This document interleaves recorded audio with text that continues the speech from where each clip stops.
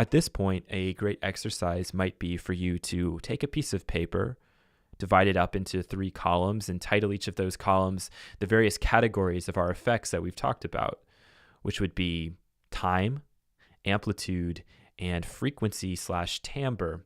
And then what you can do is drop a sample in, whatever you want, and just go through these various effects, listen, and ask yourself, where should I put this? Should I put this into time? Should I put it into amplitude? Or should I put it into frequency? And you'll notice that there are a few effects where you feel as though they could maybe go into multiple categories, which is true. We'll see some multi-effects here. And then what will end up happening is when we go back through, which I'm going to do in a second, and kind of actually answer that question, you might disagree with me a few times, and that's totally okay. I'm putting my effects into particular categories based on how they work from a technical perspective. But a technical perspective doesn't always add up with a sonic perspective. And in my opinion, the more important perspective is probably that sonic one. And whatever you think makes the most sense to your ear is the right answer. So we're going to begin with time effects. And the only true time effect that we have is our delay, because the delay is going to repeat our signal a certain number of times. And we can set this up so that it repeats the signal, and that's what I'm going to do right now, without in any way altering its frequency content at all, or its amplitude content at all. We could just play it back a perfect echo, or multiple echoes if we wanted to do that. Okay, so what I like to do when I load in an effect is just check this in and out of bypass to make sure it's not doing anything.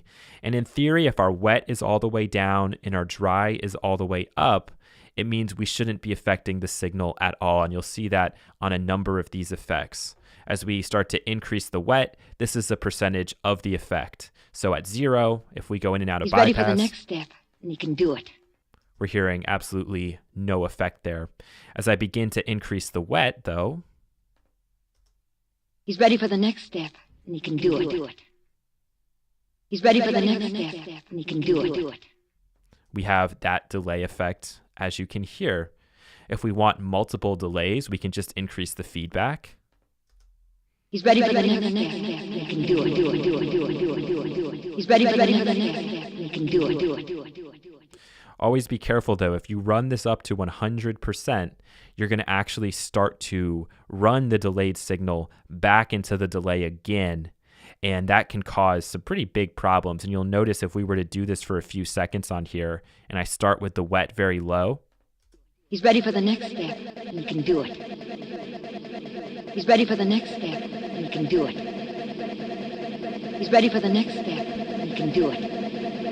You can hear how that's starting to build up and up and up. That can be a cool effect, but just start to pull back on that feedback ever so slightly throughout your track, because it can get out of control very quickly. If we want, we can actually set these to the exact same time so it doesn't have quite as much of a stereo effect as we're hearing right now. And hopefully I can line that up correctly. He's ready for the next step, and he can do it. He's ready for the next step, and he can do it. All right, like so. With most delays, we normally see something like a sync option if we want to try to put it to logical rhythmic durations of the beat. Unfortunately, we don't have that here with this delay, and you're going to hear this a lot more with a drum hit than a vocal passage.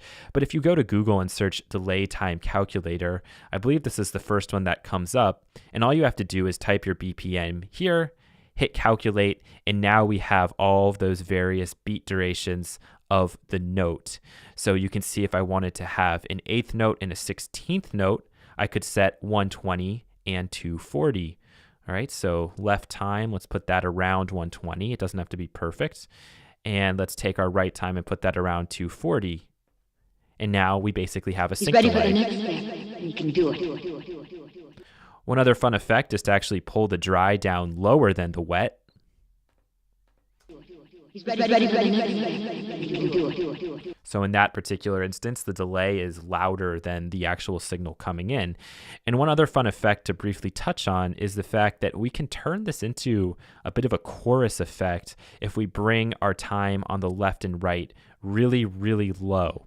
Okay, so to a point where we can't even hear that there is an actual echo occurring. So I'll pull the feedback down here, pull the dry up to 100%, And let's see what we He's got. ready for the next step, and he can do it.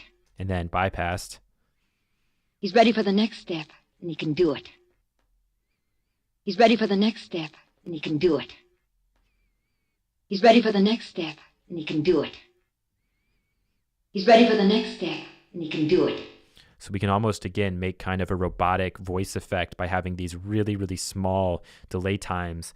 And what that's actually doing is smearing the signal. It's causing phase discrepancies in the actual signal itself. And that's why we get that kind of cool and mushy widening effect. The last parameter is actually the parameter that can turn this more into a frequency-based effect, and that's the filter. And this is a low-pass filter, meaning that as I pull this down, we're going to start to lose some of the high frequencies in the delay, and we're just going to be left with lower ones. So we can check that out here. He's ready for the next step, and he can do it. He's ready for the next step, and he can do it. So notice how it's getting darker. He's ready for the next step, and he can do it.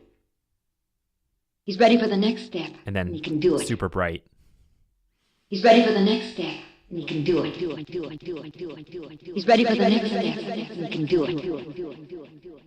He's ready for the next step, and he can do it.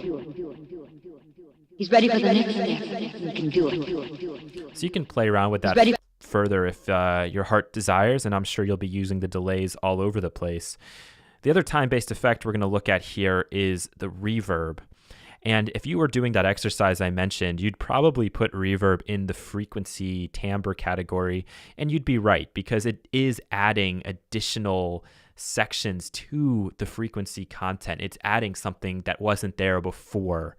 However, the way a reverb actually works is, and this is specific to an algorithmic reverb, is it makes a ton of little delay lines, because if you're in a small room, for example, and you scream at the top of your lungs and it's a reflective surface, your scream and those vibrations in the air, when you're disrupting the air molecules, they're going in all different directions, and they're hitting the wall at all these different angles, and then are coming back to you at slightly different times. And so an algorithmic reverb says, okay, how can we convert that into something that we can digitally process? And the way you do it is with very, very short delay lines. And so those delay lines are all over the place, all in the stereo spread. And that's what gives us our algorithmic reverb. And we have a couple of presets that we could choose. Let's start with Cold Cave and just take a listen. He's ready for the next step, and he can do it. And bypass. He's ready for the next step, and he can do it. Let's increase the wet. He's ready for the next step, and he can do it. If we want to go crazy, he's ready for the next step, and he can do it. We can pull the dry down. He's ready for the next step, and he can do it. Now, if we want to compress this reverb, as in we want to take it away from the left and right channel and try to push it more towards the center, we can use this width control to do that. And for each of your tracks that you have, I'd recommend not having any two at 100% width. Kind of alter that around a little bit, because you're going to give yourself more space, and it helps to focus the listener for each of the parts. So it's okay to have 100% on maybe one or two different things, but otherwise kind of change that up a little bit. It will add some clarity. He's ready for the next step. He can do it. As compared to?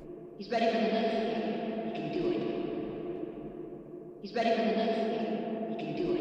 The damping control is pretty interesting, because to my ear, it kind of sounds like if you increase this, you're actually adding two filters. A low pass filter, like we saw before, as you pull this down, we're getting rid of all of those high frequencies and keeping all the lows. But it also kind of sounds a little bit like a high pass filter, as we're pulling this up, okay, everywhere you see color here, that's what we're removing, and we're just keeping the highs. It seems to do both of those with this turn of the knob, and we'll just take a listen to that so you can hear it. He's ready for the next step. He can do it. He's ready for the next step. He can do it. All right, and last but not least, we just have size. So how big is this room? Something really, really small? He's ready for the next step, and he can do it. He's ready for the next step, and he can do it. He's ready for the next step, and he can do it. Or something huge. He's ready for the next step, and he can do it. So again, up to you. If you want just that little touch of realism of a small room, you could bring this right down. Or if you want it to be like in a cathedral, you could really crank it all the way up if you want to do that. The last effect we're going to look at is the tremolo. And the tremolo, you could argue, could go in a couple different places. I would say this could either be considered a time effect or an amplitude effect, because what it's actually trying to do is bring the amplitude up and down at a set time. Okay, and that's what we control with the speed.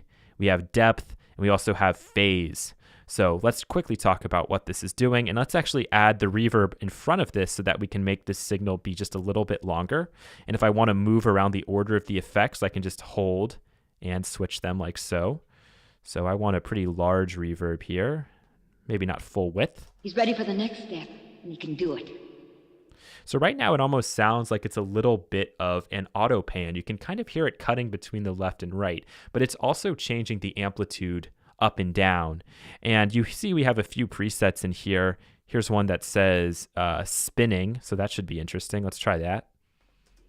He's ready for the next step, and he can do it. So again, it kind of sounds like it's moving it between the left and right channels. This is all about the speed knob here. I've noticed that the lower you put the speed knob, the more obvious it sounds as though the amplitude is going up and down. The higher the speed knob, the more it tends to sound as though you're cutting from the left and the right channel really, really fast, like an auto panner of some kind. So I'll just play around with this for a few seconds and you'll get to hear the variety of effects that we have. He's ready for the next step, and he can do it. He's ready for the next step, and he can do it. And phase is really just kind of setting when is the signal on, when can we hear it, and when is it off, or when is it going from the left to the right. He's ready for the next step, and he can do it. He's ready for the next step, and he can do it. All right, so clearly we're hearing amplitude changes there, and I'll put the phase at the beginning so you can hear the difference. He's ready for the next step, and he can do it. He's ready for the next step, and he can do it. He's ready for the next step, and he can do it. He's ready for the next step, and he can do it. He's ready for the next step, and he can do it. He's ready for the next step, and he can do it. He's ready for the next step, and he can do it. So this is pretty cool. What if we wanted to add a delay? We could choose to either add the delay, I would say, anywhere actually in the signal, and it's going to change its characteristics slightly. I think I'm going to put mine after the reverb. So I'm going to go reverb into delay, into tremolo, and I could even add a second delay if I want to use one more as like a chorus effect after the fact. So I'll put that one at the end, and I'll bypass that one first. He's ready for the next step, and he can do it. He's ready for the next step, and he can do it. He's ready for the next step, and he can do it. He's ready for the next step, and he can do it. He's ready for the next step, and he can do it. He's ready for the next step, and he can do it. He's ready for the next step, and he can do it. He's ready for the next step, and he can do it. He's ready for the next step, and he can do it. He's ready for the next step, and he can do it. He's ready for the next step, and he can do it. He's ready for the next step, and he can do it. He's ready for the next step, and he can do it. He's ready for the next step, and he can do it. So you can see just how far we can push those delay-based effects. And clearly the tremolo is the wild card in there, and it's going to be our introduction to amplitude effects, which is what we're going to be covering next.